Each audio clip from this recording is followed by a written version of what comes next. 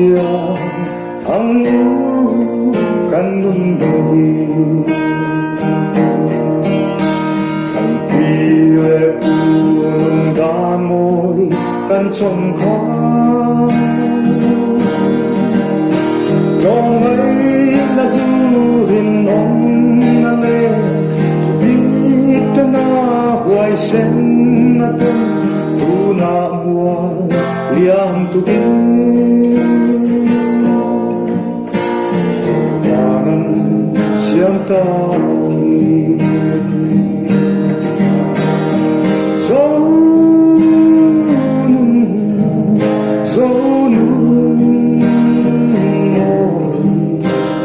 Drapin ka auding giống silo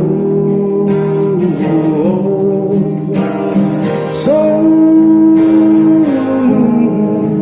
ôn liang lovin la chamri kharo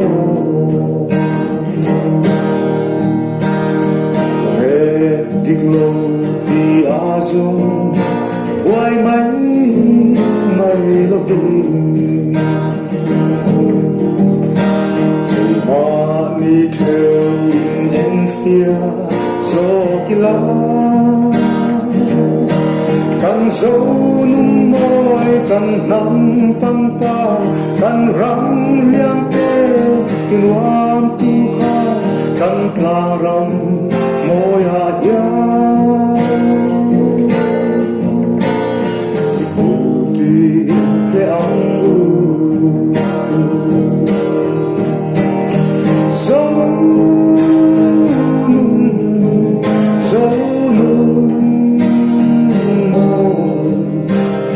Drapin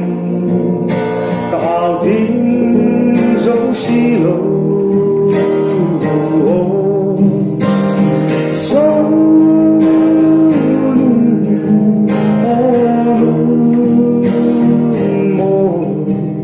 liam lovin la chamri from ro tan dấu nun môi chu pa ang lâu lệ na lệ cây hi tan cối mô bersia ni dấu ni mai atop lo iram mai mai atop lo inung na dấu nung mo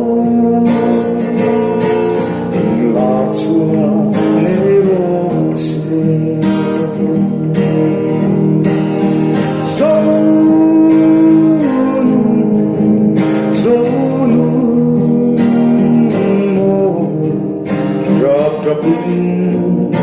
ka auding giống silo